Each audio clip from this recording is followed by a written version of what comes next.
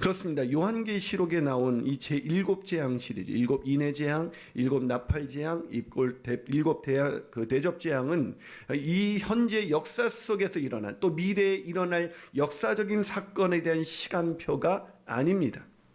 7 재앙 시리즈는 예수님의 십자가의 죽음으로 시작된 종말의 시대, 하나님의 심판으로 인해서, 종말에 하나님의 심판이 임하지 않습니까? 하나님의 심판으로 인해서 발생된 재앙들, 그 고난에 대해서 그리스도인들이 두려워하지 않고 믿음으로 끝까지 믿음을 지키면서 살아갈 수 있게 하기 위해서 기록된 것이라고 이필찬 교수는 우리에게 말을 하고 있는 것이죠.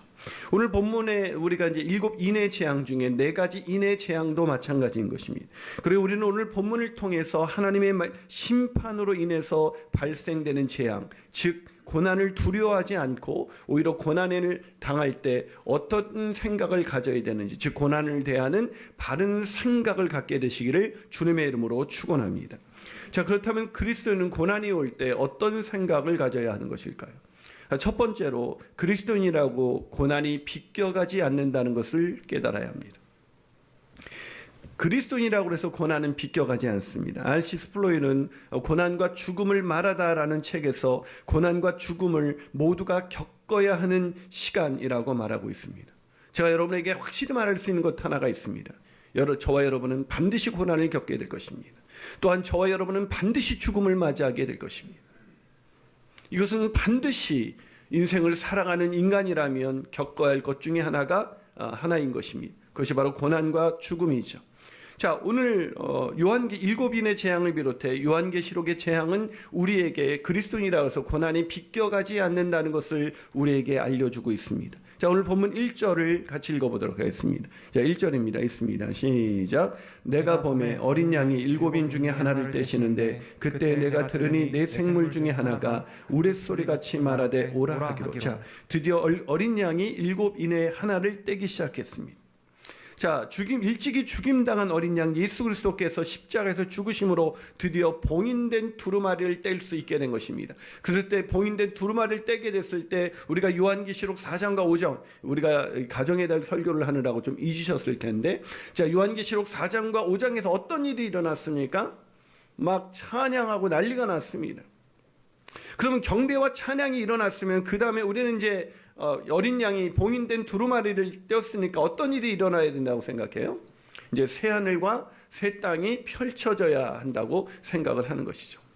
근데 오늘 본문에 보니까 이게 새하늘과 새 땅이 열리는 그런 말할 수 없는 영광 가운데 우리가 들어가야 되는데, 오늘날 어린 양 예수 그리스도께서, 일찍이 죽임을 당한 어린 양 예수 그리스도께서 이 봉인을 떼는 순간 어떤 일이 일어났습니까? 재앙들이 펼쳐지기 시작했습니다. 그게 오늘 본문 2절부터 8절까지 오늘 본문의 내용인 것입니다. 자, 오늘 본문이 어떤 재앙입니까? 4가지 재앙 중에 첫 번째 재앙은 뭡니까? 첫 번째는 흰말 탄자가 몰고 온 재앙입니다. 흰말 탄자. 그는 활을 가졌고 면류관을 받고 나가서 이기려고 합니다. 자, 이게 무슨 말입니까? 전쟁의 재앙입니다. 예수님 오시기 전에도 전쟁은 있었지만 예수님이 오시고 난 다음에 이제 종말이 열리면서 이제 전쟁은 그 규모가 상상할 수 없을 정도로 커졌습니다.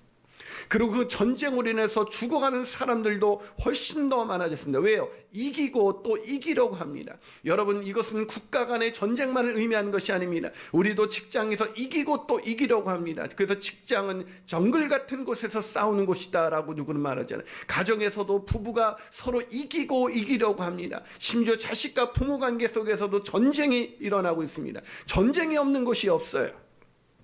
사랑하는 여러분, 우리 인생 가운데 인생을 살아간다는 것은 전쟁이지 않겠습니까? 말세가 됐을 때 일어나는 분명한 그리스도인들도, 믿지 않은 사람들은 물론이고 그리스도인들도 당하게 되는 고난이 뭐냐? 바로 전쟁의 고난이에요. 그리스도인이 있는 국가라서 전쟁이 면제가 됩니까? 예수를 믿는 곳에서도 전쟁이 일어나고 그리스도인들 중에서도 전쟁으로 인해서 자신의 목숨을 잃어가는 사람들이 적지 않은 것이죠. 자, 두 번째는 둘째 생물이 오라 하자 붉은 말 탄 자가 땅에서 화평을 제하려 버리며 서로 죽이게 됩니다. 여러분, 전쟁이 일어나니까 뭐가 깨져요? 화평이 사라지는 것이죠. 즉 붉은 말 탄 자가 화평을 제어버렸습니다. 그렇기 때문에 세상에는 말세가 됐을 때는 뭐가 없습니까? 화평이 없습니다. 여러분, 유엔이 창설됐습니다. 평화를 위해서. 유엔이 창설되고 나서 역설적으로 이 세상 가운데는 단 한 번도 평화가 존재하지 않았습니다. 아무리 우리가 평화의 노력을 한다 할지라도 말세의 시대의 재앙 중에 하나는 화평이 재해져 버리는 재앙, 평화가 없다는 것입니다. 여러분, 우리 마음속 한 구석에서도 평화가 있습니까? 평화가 없는 것입니다. 그건 말세이기 때문인 것이죠. 주님의 심판의 사인 중에 하나인 것입니다. 세 번째는 셋째 생물이 오라 하자 검은 말을 탄 자가 저울을 가지고 옵니다. 이 저울은 기근을 상징합니다. 가난과 기근이 온 것입니다. 지금도 전 세계가 기근으로 난리를 치고 있습니다. 저와 여러분은 기근을 별로 경험하지 못합니다. 아무리 어렵다 할지라도 우리나라가 전세적으로 굉장히 잘 사는 나라에 있기 때문에 우리는 기근이라는 걸 몰라요, 여러분. 우리 어르신들만이 보릿고개라는 걸 얘기하죠. 그러나면 전세적인 상황 속에서는 보릿고개보다 더한 기근과 가난으로 죽어가는 영혼들이 얼마나 많이 있는지 아십니까? 여러분, 지금도 상위 5%를 먹여 살리기 위해서 나머지 95%가 가난과 기근에 시달리는 것이 지구의 현재 상황인 것입니다. 95%가 가난과 기근에 시달려 살고 있습니다. 부익부 핀익부는 더 심해질 것입니다. 한쪽에서는 먹고 남은 쓰레기가 넘쳐나는데 한 곳에서는 먹을 것이 없어서 죽어가는 상황, 말세인 것입니다. 이것이 재앙인 것입니다. 네 번째 재앙은 넷째 생물이 오라 하자 청황색 말을 탄 자가 오는데 그 이름이 뭐예요? 사망입니다. 음부가 그 뒤를 따릅니다. 즉 검과 흉년과 사망과 땅의 짐승들로 인해서 땅의 4분의 1을 죽입니다. 본문의 검과 흉년과 사망과 땅의 짐승들에서 여기서 사망은 여러분 원을 찾으면 뭘 의미하냐면 전염병을 의미하는 것입니다. 땅의 짐승들은 적그리스도를 의미하는 것입니다. 즉 검과 즉 전쟁과 흉년, 앞에서 말한 전쟁과 흉년이 일어날 뿐만 아니라 말세에는 전염병이 돌면서 한 번도 경험하지 못했던 그런 병들이 돌면서 사람들이 죽어가고 그리스도를 대적하는 일들이 여기저기서 일어나기 시작한다는 것이죠. 앞서 말한 재앙이 더 심해지고 더불어 이 전염병과 적그리스도로 인해서 세상은 더 살기 힘들어지는 그런 치열한 그런 심판 가운데 들어가게 되는 것입니다. 여기저기서 사망이 득세하죠. 다시 말하지만 이 말 탄 자가 누구냐 궁금해하지 마십시오. 이건 비유 상징적인 말인 것입니다. 역사 속에서 어떤 존재가 아니에요. 이 말 탄 자가 가져온 재앙은 예수 그리스도의 대속의 죽음으로 시작된 종말의 시작. 예수님이 이 땅에 오신 사람들은 말세야 하는데 언제 말세가 시작됐습니까? 예수님이 이 땅에 오심으로 인해서 시작됐습니다. 예수님이 오셔서 십자가에서 대속의 사건을 이루시고 어린 양 일찍이 죽임을 당한 어린 양으로 인해서 봉인된 두루마리가 떼어지고 이제 말세가 시작되면서 온갖 재앙들이 오기 시작한 것. 그래서 그 재앙들은 하나님의 심판이고 우리에겐 고난이고 그것을 의인화시켜서 말한 것이 바로 말 탄 자의 비유인 것입니다. 하나님의 심판으로 인한 이런 재앙들, 그리스도인들도 비껴갈 수 없다는 것을 우리에게 미리 알려줌으로 인해서 어떤 사람은 7년 대환란이 오면 어떻게, 여러분 지금 이 세상에 7년 대환란보다 더하지 않습니까? 인도를 가보십시오. 7년 대환란이 온다 해서 그보다 더하겠습니까? 사랑하는 여러분, 이미 말세에 우리는 이 종말의 때를 살아가고 있는 것입니다. 그래서 여기저기서 고통과 사망의 소식이 들려오기 시작합니다. 제가 굳이 예를 들지 않아도 오늘을 사는 저와 여러분은 이것을 실감하고 있습니다. 그리고 이 재앙은 그리스도인 우리에게도 비껴가지 않고 있다는 것을 충분히 경험하고 있는 것이죠. 여러분, 코로나19가 믿는 자라고 해서 비껴가지 않습니다. 근데 이상하게 해석하거나 이단들은 이걸 하면 백신을 맞으면 안 된다 이상한 얘기를 떠들고 있어요. 빨리 맞으십시오. 아멘. 빨리 맞으셔야 여러분, 저는 우리 제자반한테도 빨리 맞자. 우리 어떤 자녀 백신이 있으면 빨리 맞아야 돼요. 그러면 카운트가 안 되고 5명 이상 모일 수 있으니까 우리가 줌으로 지금 제자 훈련하는데 모여서 할 수 있어요. 할렐루야. 예, 여러분 백신 맞아야 돼. 백신 맞아야 끝납니다. 근데 맞아도 변이가 또 나오는 것처럼 제2의 코로나19, 제3의 코로나19는 계속해서 오게 될 것입니다. 그것이 성경이 오늘 우리에게 말하고 있는 얘기인 것입니다. 사랑하는 여러분, 고난받는 것을 이상하게 생각하지 마십시오. 피하고 싶다고 해서 피할 수 있는 것이 아닙니다. 우리를 위해 죽임당하신 어린 양 예수 그리스도의 대속의 죽음으로 인해 종말, 즉 심판의 시대가 열렸고 새하늘과 새 땅이 열리기 전까지 재앙은 계속되게 될 것입니다. 아니, 재앙의 강도는 점점 세질 것입니다. 그 강도가 세진다는 것을 7 인의 재앙에서 7 나팔 재앙으로 7 대양, 그건 다 다른 걸 의미하는 것이 아닌 것입니다. 재앙의 강도가 종말이 끝에 가까우면 가까울수록 더 그렇게 강도가 심해진다는 것을 보여주는 것입니다. 그러기에 예수 믿는 우리는 이 세상을 살아갈 때 고난을 피하는 것이 아니라 고난을 견디는 것부터 배워야 하는 것입니다. 그리스도인이 믿음으로 성숙했다는 것은 고난을 견디는 그런 힘이 더 강해졌다는 걸 의미하는 것입니다. 예수 믿어서 얻게 되는 복은 이 고난을 피할 수 있게 되었다는 것이 아니라 고난 속에서도 흔들리지 않게 되었다는 것입니다. 고난 속에도 쓰러지지 않게 되었다는 것입니다. 고난을 견딜 수 있는 능력을 갖게 되었다는 것입니다. 이 능력을 갖고 고난에 대한 바른 생각을 통해서 고난 가운데 견디고 견디는, 그래서 마침내 승리하시는 저와 여러분이 되시기를 주님의 이름으로 축원합니다. 이것이 고난에 대한 첫 번째 바른 생각입니다. 두 번째, 그리스도인은 고난이 올 때 어떻게 생각해야 되나요? 그것은 그리스도인은 고난으로 인해서 망하지 않는다는 것을 깨달아야 합니다. 뭐라고요? 절대 우리는 망하지 않습니다. 이런 말씀을 드리는 것처럼 일찍이 죽임당한 어린 양 예수 그리스도로 인해서 하나님의 나라가 도래했습니다. 하나님의 나라가 이 땅에 열리기 시작되었습니다. 그 순간 이제 종말도 시작된 거죠. 종말은 무엇입니까? 믿지 않는 사람에겐 구원이고 믿지 않는 사람에겐 심판이고 믿는 사람에게 구원, 이게 종말인 것입니다. 이게 무슨, 우리는 그렇게 믿는 우리에게 보세요. 믿지 않는 자에게는 종말이 뭐예요? 심판이고 믿는 자에게는 뭐라고요? 좀 제가 이해를 안 되세요? 다시. 믿지 않는 자에게는 종말이 심판이고 믿지 않는 자에게는 종말이 뭐라고요? 구원입니다. 할렐루야. 구원입니다. 할렐루야. 망하지 않는다고요. 할렐루야. 고난을 비껴가지는 않지만 그 고난 때문에 우리는 망하지 않는다고 성경은 우리에게 계속해서 얘기해주고 있는 것입니다. 종말이 오면 재앙들이 여기저기서 일어나기 시작할 것입니다. 사람들이 감당하기 힘든 재앙들로 인해서 사람들이 죽임을 당하게 될 것입니다. 그런데 그리스도는 죽어도 사는 존재인 것입니다. 죽어도 영생을 누리는 존재인 것입니다. 그렇게 고난이, 죽음도 고난도 그 어떤 재앙도 우리를 망하게 할 수가 없는 것입니다. 할렐루야. 그렇기 때문에 오늘 본문 1절은 이렇게 말하고 있습니다. 내가 봄에 어린 양이 7인 중에 하나를 떼시는데, 누가 7인을 떼고 있다고요? 어린 양입니다. 자, 7제기 재앙이 언제부터 시작되는가? 바로 어린 양, 일찍이 죽임을 당한 어린 양 예수 그리스도가 이 봉인을 떼는 순간부터 이 재앙이 시작됐습니다. 자, 여러분 감이 안 오세요? 제가 이 얘기를 왜 자꾸 하고 있을까요? 어린 양이 봉인을 떼는 순간부터 재앙이 시작됐다. 여러분, 7인을 떼기 시작한 이 어린 양 예수 그리스도, 이분이 누구십니까? 바로 우리를 죄와 사망에서 우리를 건지신, 우리를 구원하신 우리의 구원자요, 우리의 주인이십니다. 아멘이십니까? 그래도 이해가 안 가세요? 제가 지금 무슨 이야기를 하고 싶은 것입니까? 종말의 때에 하나님의 심판으로 인해서 벌어지는 재앙은 우리를 겨냥하고 있는 것이 아니라는 것입니다. 그 재앙이 강도가 아무리 심해져도 우리를 무너뜨리기 위해서, 우리를 멸망에 빠뜨리기 위해서 재앙의 강도가 심해지는 것은 아니라는 것입니다. 아멘이십니까?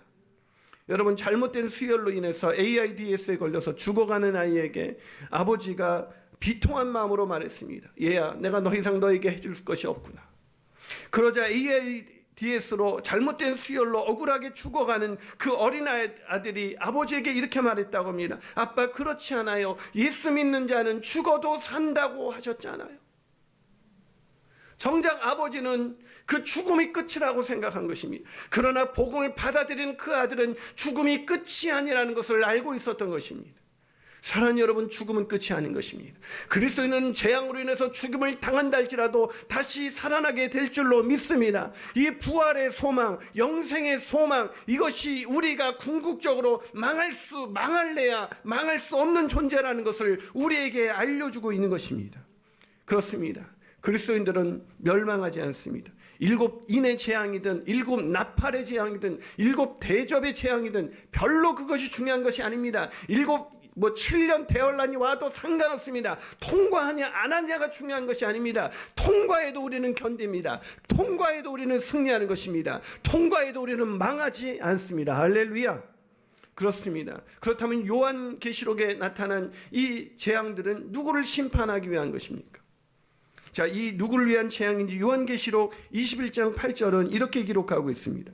자, 같이 한번 읽어보겠습니다. 시작. 그러나 두려워하는 자들과 믿지 아니하는 자들과 흉악한 자들과 살인자들과 음행하는 자들과 점술가들과 우상 숭배자들과 거짓말하는 모든 자들은 불과 유황으로 타는 못에 던져지리니 이것이 둘째 사망이라. 사랑 여러분, 견디기 힘든 재앙이 온다 할지라도, 아니 감당하기 힘든 고난이 온다 할지라도 우리는 견뎌야 하는 것입니다. 낙심하지 말아야 합니다. 왜요? 이 재앙으로 인해서 오는 고난은 우리를 겨냥하고 있는 것이 아니라, 다시 말하지만 두려워하는 자들과 믿지 아니하는 자들과 흉악한 자들과 살인자들과 음행하는 자들과 점술가들과 우상 숭배자들과 거짓말하는 자들, 즉 악인을 향한 하나님의 심판인 것입니다. 믿지 않는 자를 향한 하나님의 심판인 것입니다. 그러게 우리는 고난으로 인해서 절대 망하지 않습니다. 그러게 어떤 고난이 와도 당당하십시오. 네 고난이 아무리 세게 와도 나는 너로 인해서 무너지지 않아. 이것이 바로 그리스도의 능력인 것을 믿으시기를 주님의 이름으로 축원합니다. 이것이 고난에 대해서 가져야 되는 그리스도인들의 바른 생각 두 번째인 것입니다. 마지막으로 그리스도인은 고난이 올 때 어떻게 생각해야 할까요? 세 번째로 그리스도인은 고난이 하나님의 주권 아래 있음을 알아야 합니다. 자, 고난이 누구의 주권 아래 있다고요? 하나님의 주권입니다. 여러분, 고난이 견디기 힘든 것은 사실이지만 견뎌야 됩니다. 고난의 끝에서 우리는 멸망이 아니라 승리로, 구원을, 승리를, 영광을 경험하게 되어 있기 때문인 것입니다. 아멘이십니까? 하지만 이 고난이 길어지거나 고난의 강도가 세지면 우리는 흔들리기 시작하죠. 그렇죠? 초대교회 성도들도 그랬습니다. 너무 자책하지 마세요. 고난이 올 때 우리가 믿음으로 견딘다는 것은 우리가 한 번도 흔들리지 않고 견딘다는 게 아니에요. 제가 좋아하는 그 책 중에 이런 책이 있습니다. 1000번을 흔들려야 어른이 된다. 1000번을 흔들려야 여러분 믿음의 성숙이 오는 것입니다. 우리는 고난 때문에 흔들릴 수 있습니다. 고난 때문에 잠시 주저앉을 수 있습니다. 고난 때문에 잠시 낙심할 수 있습니다. 그러나 우리가 그렇게 흔들려도 우리는 무너지지 않습니다. 그 흔들림 속에서 우리는 점점 견고해질 것입니다. 고난을 더 견딜 수 있는 능력을 갖게 될 것입니다. 그리고 그 고난의 끝에서 우리는 말할 수 없는 영광에 들어가게 될 줄을 믿으시기를 주님의 이름으로 축원합니다.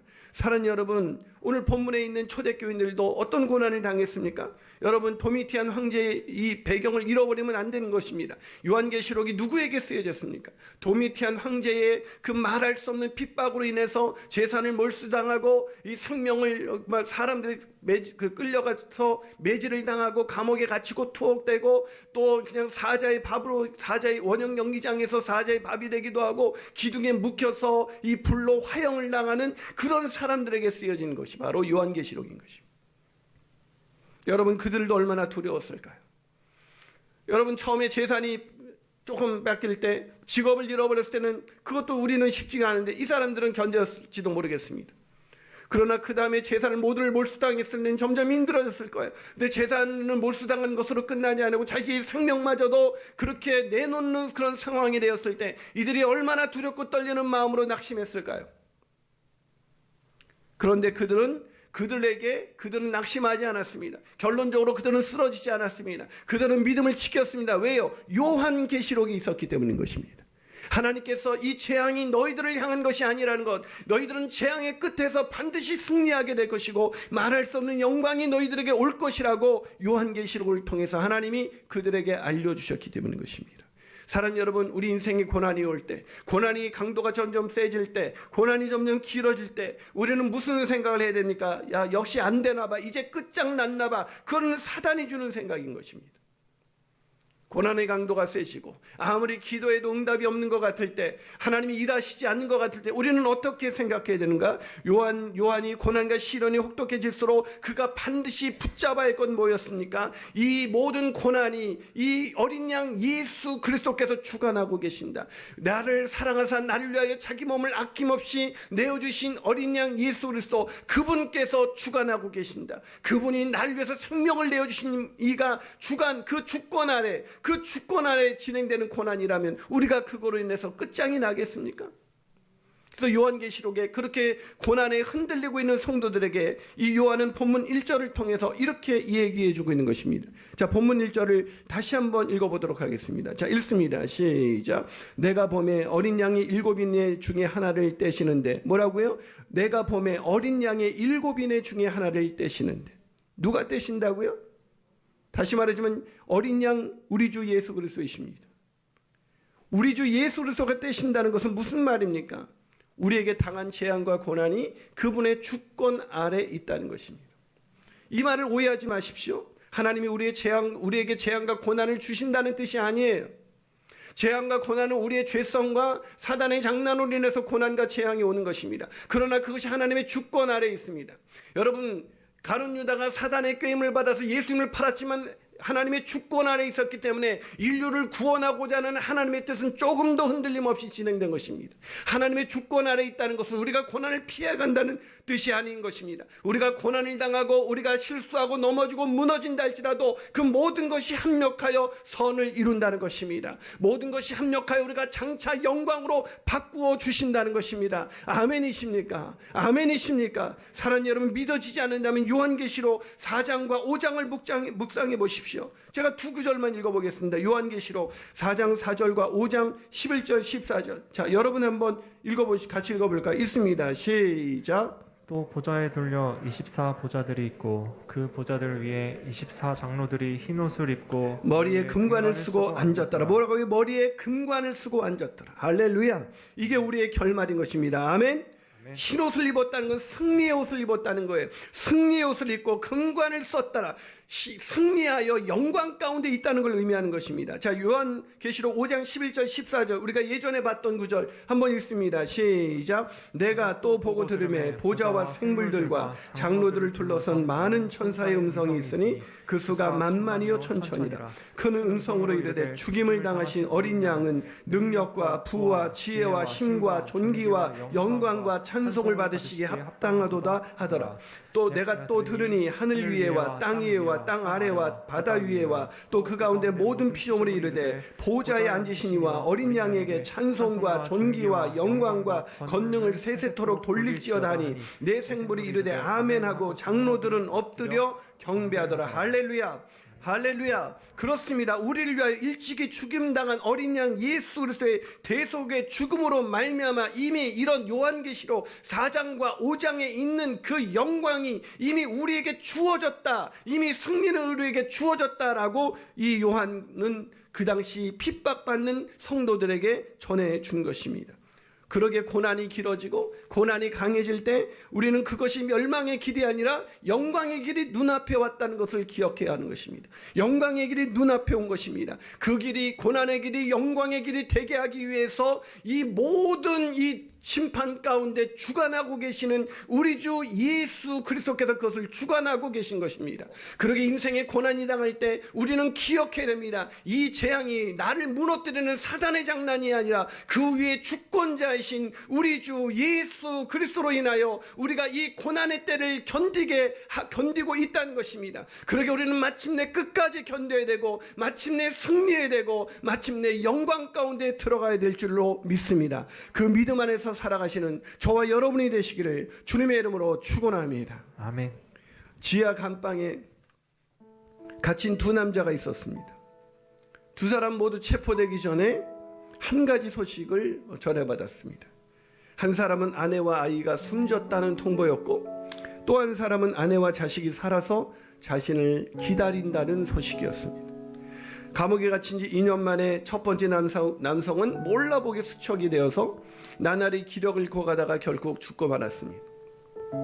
하지만 아내와 아이가 살아서 기다린다는 그 소식을 들었던 남편은 똑같은 처지였음에도 불구하고 그런 전혀 다른 반응을 보였습니다. 두 사람이 처한 현재의 상황은 똑같았지만 미래를 바라보는 그들의 시각이 달라진 것입니다.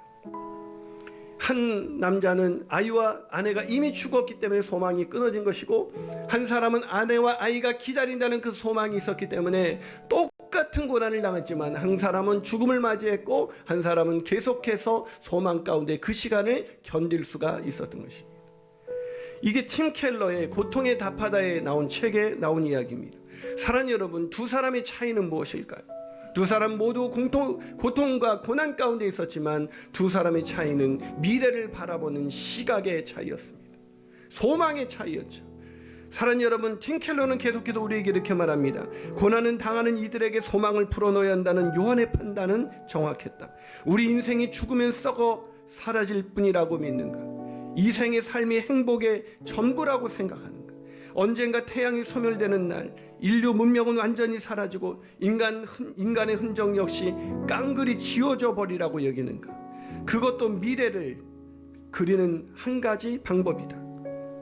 하지만 여기 다른 그림이 있다. 새하늘과 새 땅, 그것을 믿는가? 영원한 기쁨이 가득한 미래가 다가오고 있음을 믿는가? 어느 쪽을 믿느냐에 따라 완전히 다른 방식으로 저마다의 감옥, 즉 고난에 대응하게 된 것이다.